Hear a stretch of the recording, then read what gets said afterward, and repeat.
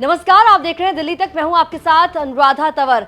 बड़ी खबर यह है कि एक बार फिर से दिल्ली की केजरीवाल सरकार ने रुख किया है सुप्रीम कोर्ट का।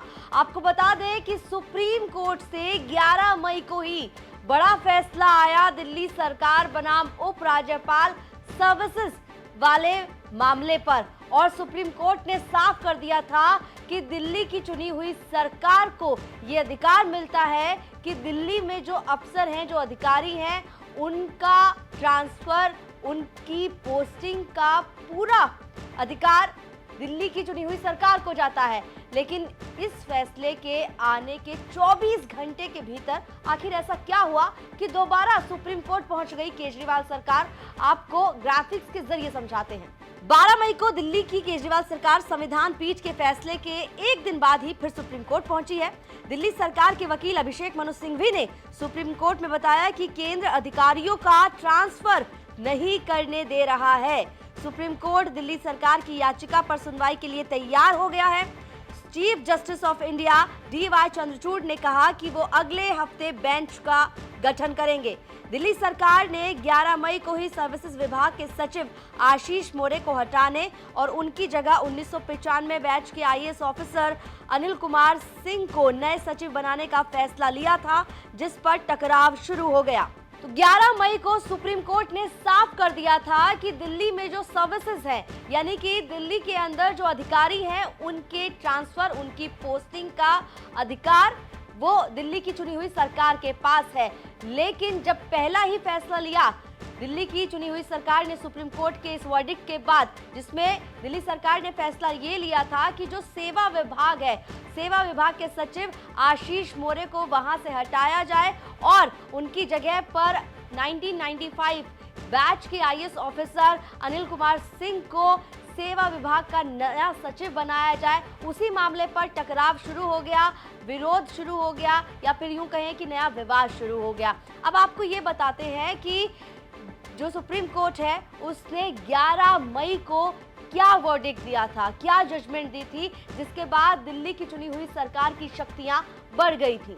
11 मई को सुप्रीम कोर्ट ने दिल्ली सरकार बनाम उपराज्यपाल के बीच सर्विसेज कंट्रोल मामले पर फैसला सुनाया था। सुप्रीम कोर्ट में 5 जज की बेंच ने सर्वसम्मति से फैसला सुनाते हुए कहा, LG के पास दिल्ली से जुड़े सभी मुद्दों पर व्यापक प्रशासनिक अधिकार नहीं हो सकते। LG की शक्तियां उन्हें दिल्ली विधानसभा और निर्वाचित सरकार की विधायी शक्तियों के हस्तक्षेप करने का अधिकार नहीं देती।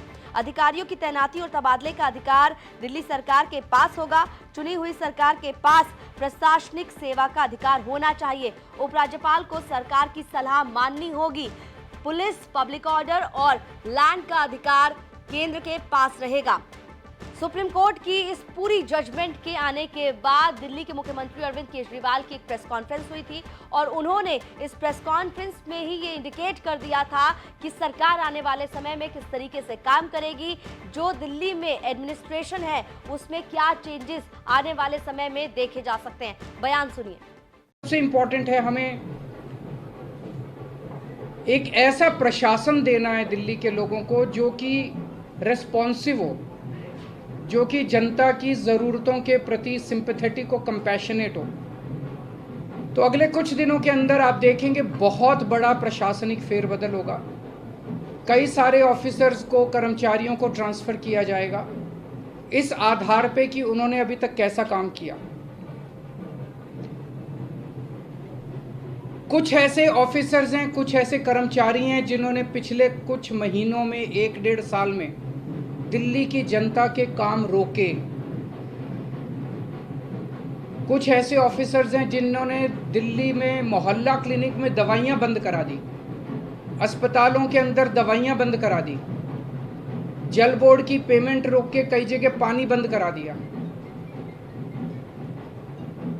ऐसे कर्मचारियों को, ऑफिसर्स को चिन्हित करके उनको अपने कर्मों का फल तो भुगतना पड़ेगा। लेकिन बहुत सारे ऐसे कर्मचारी और ऑफिसर्स हैं जो बहुत घुटन महसूस कर रहे थे, ईमानदार लोग हैं, काम करना चाहते हैं। उन सारे कर्मचारियों को, उन सारे ऑफिसर्स को मौका मिलेगा काम करने का। उन सबको जो डेडवुड है, जो करप्ट हैं, जो इनएफिशिएंट हैं, उनको अच्छी पोस्टों से हटा के साइड किया जाएगा और जो अच्छे हैं, एफिशिएंट हैं, ईमानदार हैं, रिस्पॉन्सिव हैं, कंपैशनेट हैं, उन लोगों को, उन सारे अधिकारियों को और कर्मचारियों को मौका दिया जाएगा कि वो दिल्ली की जनता की सेवा कर सकें। सारे प्रशासनिक सिस्टम को भी दुरुस्त किया जाएगा। ये सारा सिस्टम भी सड़ा गला सिस्टम है। ऐसा सिस्टम बनाया जाएगा जो जनता के प्रति जवाबदेह हो और जनता के लिए रिस्पॉन्सिव हो, जनता की ज़रूरतों के प्रति रिस्पॉन्सिव हो। तो व्यवस्था के अंदर जितनी कमियां हैं, इन सारी कमियों को दूर किया जाएगा। तो पूरे सिस्टम को और ऑफिसर्स को और कर्मचारियों को जनता के प्रति जवाबदेह बनाया जाएगा और जनता के लिए रिस्पॉन्सिव बनाया जाएगा। एक लीन एंड थिन गवर्नमेंट तैयार की जाएगी।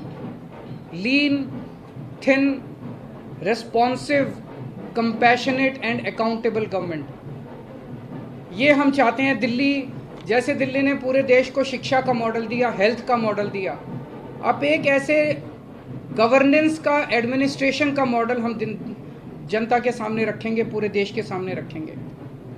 तो मुख्यमंत्री अरविंद केजरीवाल ने साफ कर दिया था कि जिन अधिकारियों ने दिल्ली की जनता के काम रोकने का काम किया है, उन पर वो एक्शन लेते हुए नजर आएंगे। और पहला एक्शन जो लिया सेवा विभाग के सचिव आशीष मोरे को वहां से हटाने का, और उनकी जगह पर जो दिल्ली जल बोर्ड के सीईओ रह चुके हैं अनिल कुमार सिंह, 1995 बैच के आईएएस ऑफिसर, उन्हें नए सेवा सचिव बनाने का जो फैसला था, उसी फैसले पर अब विवाद इस कदर बढ़ा कि मामला फिर सुप्रीम कोर्ट पहुंच गया। अब देखिए, सुप्रीम कोर्ट में मामले की सुनवाई अगले हफ्ते जो है वो हो सकती है। देखना होगा कि अगले हफ्ते सुप्रीम कोर्ट में इस मामले की जब सुनवाई होगी तो उस पर क्या आदेश सामने आता है।